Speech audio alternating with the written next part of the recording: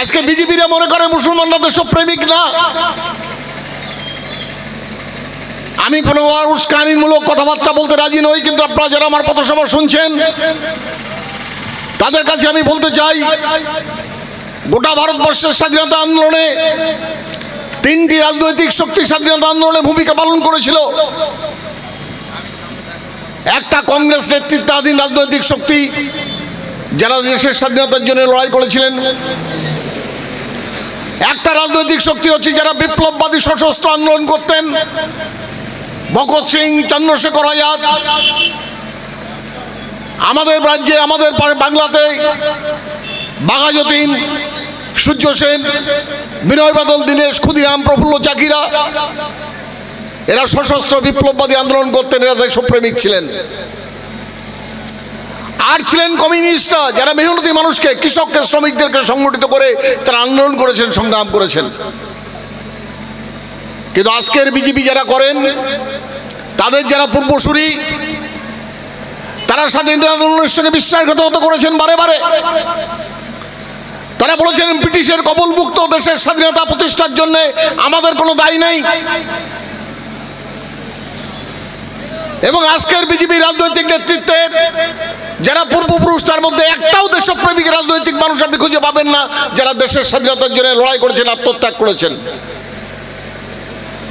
তাহলে আজকে আমাদের অবকাশ হয়েছে মানুষের কাছে প্রশ্ন তুলে দেওয়ার। তৃণমূল তো জন্মগ্রহণ করেছিল কংগ্রেস থেকে বেরিয়ে এসে বিজেপির কোলে গিয়ে আশ্রয় নিয়ে নাগপুরেতে, সেখান থেকে পার্টির নাম ঠিক হলো, সেখান থেকে পার্টির পতাকা তৈরি হলো, সেখান থেকে পার্টি কর্মসূচি তৈরি হলো, তাই দিয়ে একটা রাজনৈতিক শক্তির জন্ম হলো। তা মমতা ব্যানার্জির কাছে জিজ্ঞেস করি, তিনি কি জানতেন না যে আরএসএসের লোকেরা কিংবা বিজেপির লোকেরা কখনো দেশের স্বাধীনতার জন্য লড়াই করেনি? তা সত্ত্বেও সেই রাজনৈতিক শক্তিটা দলে গিয়ে পড়লেন কেন? কারণ মমতা ব্যানার্জি এবং তার রাজনৈতিক দল বেসিক্যালি দেশের মঙ্গলের জন্য, দেশের ভালোর জন্যে, দেশের সৌভ্রাতৃত্ব এবং মমত্ববোধকে রক্ষা করবার জন্য কোনো ভূমিকা পালন করেন না। আজকে গোটা পশ্চিমবাংলা জুড়ে মানুষের মধ্যে যে সম্পর্কের বাঁধন নষ্ট হয়েছে, তার জন্য প্রধানত মমতার এই রাজনৈতিক লাইন, মমতার এই রাজনৈতিক নীতি, তা প্রধানত দায়ী। আমি তৃণমূলী বন্ধুদের কাছে যারা দূরে বসে আমাদের কথা শুনছেন, তাদের কাছে কয়েকটা প্রশ্ন খুব সংক্ষিপ্তভাবে রাখতে চাই। বন্ধুগণ, আজকে তৃণমূলকে বিচার করবার সময় হয়েছে আমাদের হাতে। আমি জিজ্ঞেস করছি, বুদ্ধদেব ভট্টাচার্য একটা স্বপ্ন দেখেছিলেন পশ্চিমবাংলা মাটিতে, সেদিন সেই স্বপ্নটাকে তছনছ করবার চক্রান্ত হয়েছিল। আজকে কলকাতার রাস্তায় 2 বছরের বেশি সময় ধরে ছেলেরা বসে আছে চাকরির দাবিতে। আপনার আমার ঘরে অনেক কষ্ট করে লেখাপড়া শেখানো বাচ্চারা, ছেলেরা ঘুরে বেড়াচ্ছে, মেয়েরা লেখাপড়া শিখে অপেক্ষা করছে। যে কোনো ভালো লেখাপড়া জানা ছেলে মেয়েটার চোখের দিকে তাকিয়ে দেখুন হতাশা বিরাজ করছে সেখানটায়। গোটা দেশব্যাপী যে চক্রান্তের আবহ, গোটা রাজ্যব্যাপী যে চক্রান্তের আবহ, তার মধ্যে কারোরই কোনো কাজের কোনো সংস্থানে কোনো সম্ভাবনা নেই। কিন্তু কেন এই অভিশপ্ত সময় উপহার দেওয়া হলো? যারা তৃণমূল করেন তাদের কাছে আমি জিজ্ঞেস করি,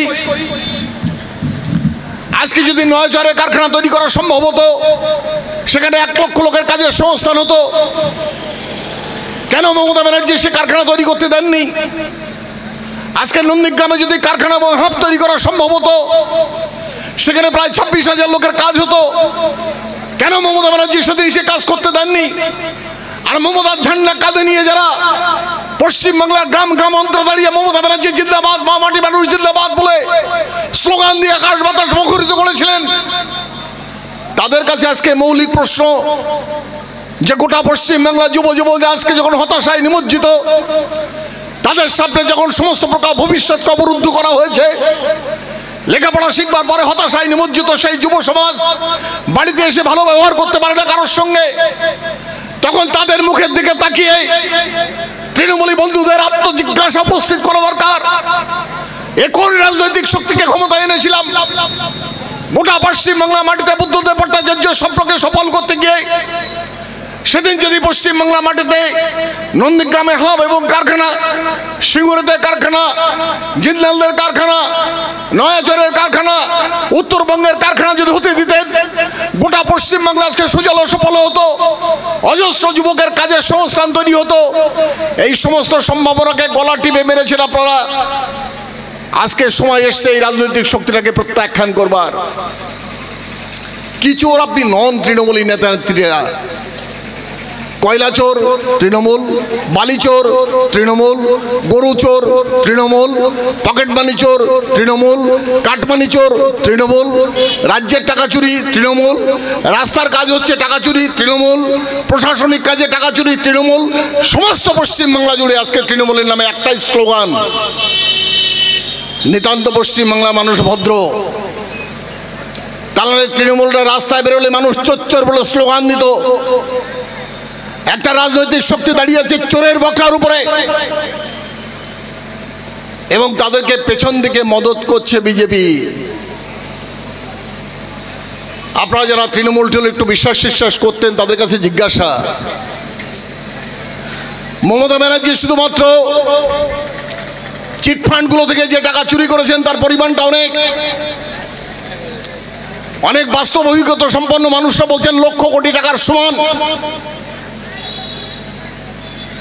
পশ্চিমবাংলা মাটির ক্লাবগুলোকে টাকা তুলে দিয়ে সেইখানকার যুবকদেরকে হস্তগত করে মানুষ যারা বিরোধিতা করছেন তাদেরকে দাবিয়ে রাখবার চক্রান্তের কাজে মুখর থেকেছেন মমতা ব্যানার্জি। এনজিওগুলোকে এই সময়ের মধ্যে প্রায় 1.5 লক্ষ কোটি টাকা দিয়েছেন, কিন্তু পশ্চিমবাংলার শিল্প করবার জন্য কিছু করেননি। চাকরি বিক্রি করেছেন। আজকে যেসব ছেলেরা চাকরি পাওয়ার পরে চাকরি হারাচ্ছে, এখন ঘুষের টাকায় অভিযুক্ত হয়েছে তৃণমূল। এরপরেও ওদের লজ্জা টজ্জা করে না, এরপরেও ওরা সংকোচে বিহ্বলতায় ভোগে না, নির্লজ্জের মতো দাঁড়িয়ে বক্তৃতা করে, চোরদের পক্ষে সহযোগিতা করে। এই দুর্বনীয় সরকারটাকে এবং তাদের রাজনৈতিক শক্তিটাকে পরাস্ত করাটা আজকে সময়ের আহ্বান। কিন্তু বিরামনগর সেখানকার মানুষের কাছে আমাদের একটা আহ্বান, বিজেপির সঙ্গে মমতা ব্যানার্জির বোঝাপড়াটা কি আপনারা মনে করে দেখুন। কর্ণাটকের তৎকালীন মুখ্যমন্ত্রী 280 কোটি টাকার কেলেঙ্কারি, তাকে জেলে যেতে হয়েছিল, পদ গেছিল। বিজেপির নেতা বঙ্গরাপ্পা 180 কোটি টাকার কেলেঙ্কারি, পদ গেছিল, রাজনীতির জীবন থেকে নির্বাসিত হয়েছিল। তামিলনাড়ুর মুখ্যমন্ত্রী জয়ললিতা 380 কোটি টাকার কেলেঙ্কারি, জেলে থেকে তিনি মারা গেলেন, তার বান্ধবী শশীকলা এখনো জেলে। লালু প্রসাদ যাদব 1100 কোটি টাকার খাদ্য কেলেঙ্কারি, মানে পশু খাদ্য কেলেঙ্কারি, তিনি এখনো কেসের মধ্যে আছেন, প্যারোলে মুক্তি নিয়ে আছেন। কদিন আগে জানি না সঠিকভাবে কতটা অভিযুক্ত তিনি, সৎ না অসৎ আমি জানি না, ঝাড়খণ্ডের মুখ্যমন্ত্রী তিনি জেলে। দিল্লির মুখ্যমন্ত্রীকে অযথা অভিযোগে অভিযুক্ত করে তাকে জেলে ঢোকানো হয়েছে। তাহলে আপনারা যারা তৃণমূলকে একটু মনে মনে সমর্থন করেন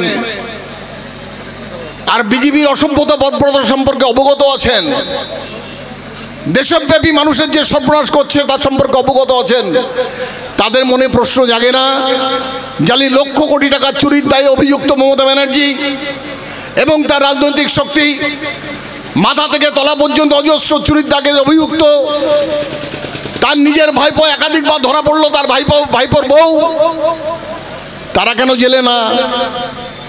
কারণ হচ্ছে সেটিং।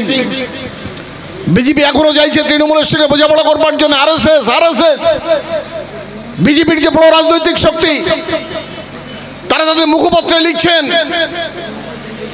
যে পশ্চিমবাংলা মাটিতে বিজেপি যদি ক্ষমতায় না আসতে পারে তাহলে মমতাকে রেখে দেওয়াটা ভালো। আর এইখানটায় দাঁড়িয়ে আমরা গর্বের সঙ্গে অহংকারের সঙ্গে বলি, দেশব্যাপী দেশের সংবিধান এবং সার্বভৌমত্ব রক্ষা করবার যে সংগ্রাম, দেশকে বিদেশের কবল মুক্ত রাখবার যে সংগ্রাম, স্বাদেশিকতার যে সংগ্রাম, সংবিধানকে রক্ষা করবার যে সংগ্রাম, সেই সংগ্রামে নেতৃত্ব দেওয়ার জন্যে আমরা পশ্চিমবাংলা মাটিতে বাম এবং কংগ্রেসের জোট একত্রিতভাবে বিজেপি এবং তৃণমূলকে পরাস্ত করবার আহ্বান রেখেছি। আপনারা যারা আছেন এই এলাকার মানুষ, তাদের সকলের কাছে আমাদের আহ্বান, ভয়ঙ্কর সাম্প্রদায়িক বিষ বাষ্পে গোটা ভারতবর্ষের রাজনৈতিক জনজীবনকে বিষাক্ত করবার রাজনৈতিক কার্যে যুক্ত বিজেপি যে রাজনৈতিক দর্শন নিয়ে কাজ করছে, তাকে যদি পরাস্ত করতে চান, তাহলে তাকে পরাস্ত করবার সঙ্গে সঙ্গে তার রাজনৈতিক সহযোদ্ধা, তার রাজনৈতিক বিশ্বস্ত সৈনিক, তার রাজনীতিতে সাহায্য পাওয়া মমতা ব্যানার্জির সরকারটাকে উৎখাত করাটা জরুরি। এবং দেশব্যাপী রাজ্যব্যাপী সেই কারণের জন্যে যে লড়াই, যে সংগ্রামের বার্তা ঘোষিত হচ্ছে, আমাদের প্রিয় নেতা সূর্যকান্ত মিশ্র বলে গেছেন যে বিজেপি এবার খুব বেকায়দায় পড়েছে। ইতিমধ্যেই তারা আমাদের দেশেতে এমন নীতি চালু করেছে যে উপরের তলায় 1 ভাগ লোকের কাছে 40 ভাগ সম্পদ, উপরের তলায় বাছাই করা 10 ভাগ লোকের কাছে 78 ভাগ সম্পদ। আর আমরা যারা এখানটায় আছি, হিন্দু মুসলমান নির্বিশেষে যত মানুষ, সেই 50 ভাগ মানুষের কাছে মাত্র 3 ভাগ সম্পদ। এরপরেও যদি বিজেপি নির্বাচনে ভোট চায়, সেই ভোট দেওয়া সম্ভব না। আর বিজেপির এই সমস্ত দুষ্কর্মগুলোকে পার্লামেন্টে দাঁড়িয়ে পরোক্ষ বা প্রত্যক্ষভাবে সমর্থন করেছে যে রাজনৈতিক শক্তি, তার নাম তৃণমূল। তার এই উভয় শক্তিকে পরাস্ত করাটা আজকে সময়ের কর্তব্য। ইতিমধ্যে বিজেপি 27খানা ব্লক বিক্রি করেছে। ইতিমধ্যে মমতা বিজেপির সরকার 500 খনি বিক্রি করেছে। ইতিমধ্যে বিজেপি কর্পোরেট দুনিয়াকে প্রায় 18.5 লক্ষ কোটি টাকার ঋণ মুকুব বা সুদ মুকুবের সাহায্য করেছে। আর গরিব মানুষের জন্য প্রতিদিন দিয়েছে নানা প্রকার যন্ত্রণা, কষ্ট আর অসহ্য দ্রব্যমূল্য বৃদ্ধির দুঃসহ যন্ত্রণার পরিবেশ এবং আবহাওয়া। তার থেকে দেশটাকে রক্ষা করাটা জরুরি কর্তব্য। তাই কেন্দ্রের বিজেপি সরকারকে পরাস্ত করা, আর বিজেপি যেন তলে তলে তৃণমূলের সাহায্য নিয়ে ক্ষমতায় না যেতে পারে, সেই কারণের জন্যই তৃণমূলের পক্ষে এমপি পাঠানো মানে তো হচ্ছে হয় সরাসরি বিজেপিতে চলে যাবে, আর নয় পরোক্ষে পার্লামেন্টে দাঁড়িয়ে বিজেপিকে সমর্থন করবে।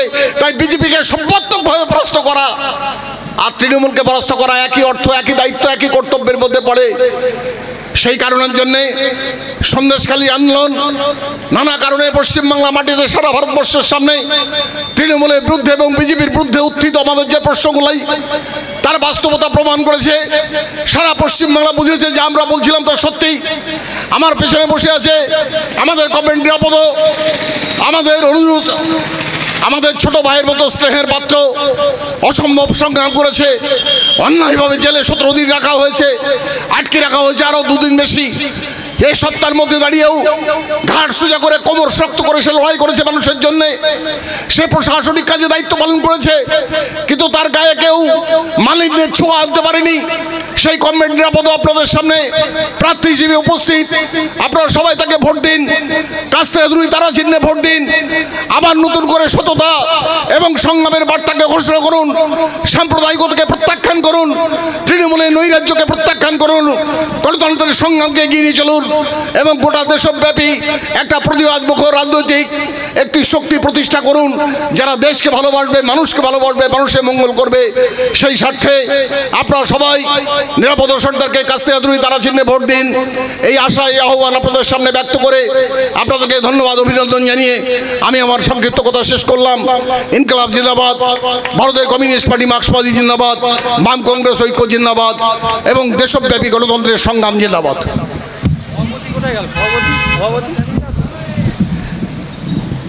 ধন্যবাদ আমাদের পার্টি